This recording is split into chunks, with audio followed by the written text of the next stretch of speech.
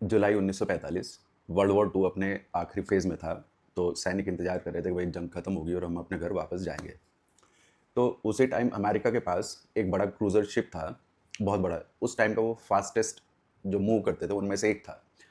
उसकी स्पीड लगभग 60 kilometre per hour के आसपास थी और वो कहीं भी सामान अगर बहुत तेज़ी से पहुँचाना है, जैसे आज के टाइम में आपको 10 मिनट में सामान चाहिए तो आप मोबाइल से सामान मँगा लेते हैं बुक करके। तो वो भी बहुत फ़ास्ट डिलीवरी के लिए जाना जाता था जहाज़ इंडियानापोलिस।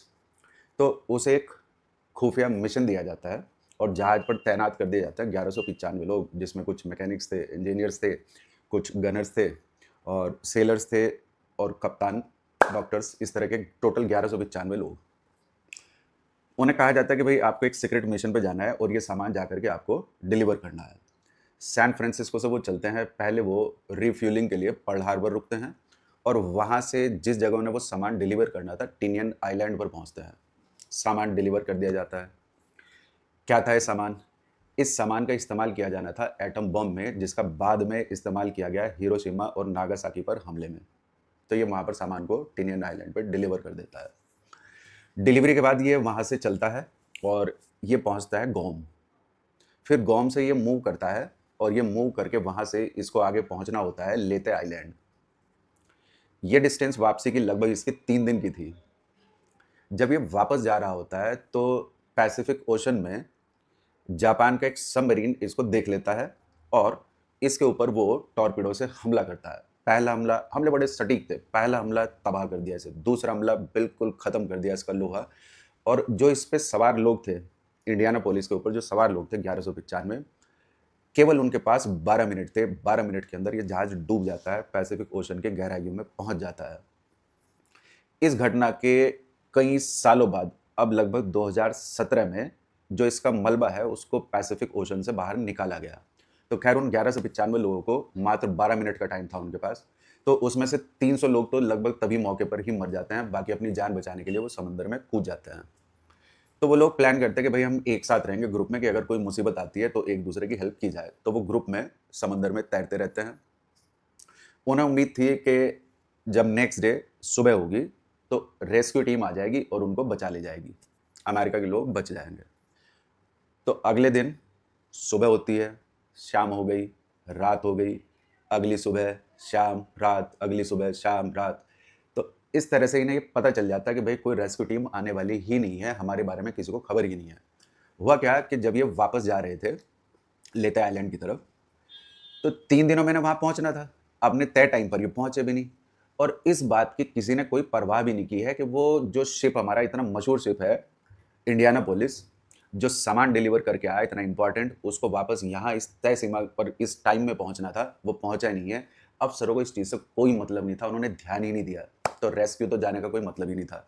तो वो लोग जो समंदर में फँसे हुए थे, वो भी समझ गए कि भई हमारा कोई रेस्क्यू होने वाला नहीं है। उससे पहले उन्होंने बहुत सारे डिस्चार्ज सिग्नल वगैरह भी दिए, तो उससे भी कुछ नहीं हुआ। फिर उन्होंने बताया, जो इसमें सर्वाइवर्स हैं, वो बताते हैं कि उस पैसिफिक ओशन में जब वो क्रैश हुआ, इंडियानापोलिस क्रैश हुआ, तो तेल फैल गया सारे में। लोग जो जख्मी हुए, उनका ब्लड, उनका मांस इधर-उधर फैलने लगा समुद्र में। उसको देख कर के अट्रैक्ट हो गए शार्क। पहले एक फिन दिखाई दिया शार्क का, फिर 2, 3, 10, 20, बहुत सारी इनके आस-पास मंडराने लगी और लगभग मान लीजिए कि हर 10 मिनट में ऑन एन एवरेज एक आदमी मारा जा रहा था, उसको वो शार्क्स खा जाती थी या वो समुद्र में डूब रहा था। तो लोग बड़ी तेज़ी से कम होते जा रहे थे। अब उन्हें प्यास भी लगी।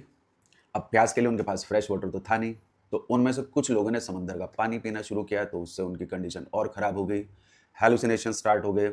उनमें से कुछ लोगों को अपनी माँ दिखाई देने लगी, वो अपना माँ माँ का या किसी रिश्तेदार का नाम लेकर के चिल्लाने लगे, या उन्हें रेस्क्यू टीम हैलुसिनेशन में दिखाई देने लगी।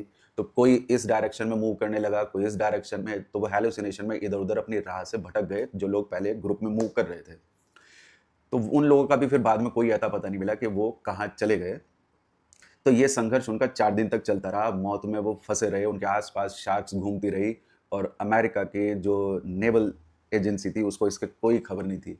फिर क्या हुआ, लकीली वहाँ ऊपर से एक जहाज़ गुज़र रहा था। उस जहाज़ ने पहले देखा कि भई समुद्र में कुछ मलबा फैला हुआ है। तो फिर जब पायलट ने ध्यान से देखा तो उसे तो दिखाई दिया कि इसमें तो सैकड़ों लोग हैं, यहाँ पर कुछ डेड बॉडीज़ तैर रही हैं। तो फिर उसने कॉन्टैक्ट किया, फिर जा कर के रेस्क्यू टीम वहाँ पर पहुँची और उन 1195 में से केवल 316 लोगों को ज़िंदा बचाया गया। अमेरिका की जो सरकारी एजेंसियाँ, उन्हें इस चीज़ से मतलब ही नहीं था कि वो जहाज़ कहाँ चला गया। बाद में इसकी जाँच की गई, ठीकरा किसके सिर फोड़ा गया, जो इंडियानापोलिस का कप्तान था, मिस्टर बटलर। उनके नाम का इन्होंने बदनाम कर दिया उसको कि भाई जब आपके ऊपर टॉर्पीडो से हमला हो रहा था तो आपको ज़िग-ज़ैग ऐसे चलना चाहिए था। इस तरह की कहानी बता कर के सारा का सारा ठीकरा उस आदमी के सिर पे मढ़ दिया गया। बाद में जाकर के काफ़ी सालों बाद उस कप्तान के ऊपर जो इस तरह के सीरियस एलिगेशंस लगाए गए थे, उनको कम करके थोड़ा डाइल्यूट किया गया और 2017 में उस जहाज़ का मलबा निकाला गया। तो सरकार को ध्यान रखना चाहिए कि जो लोग उसके लिए काम कर रहे हैं, वो किस हाल में हैं और कहाँ पर हैं। धन्यवाद।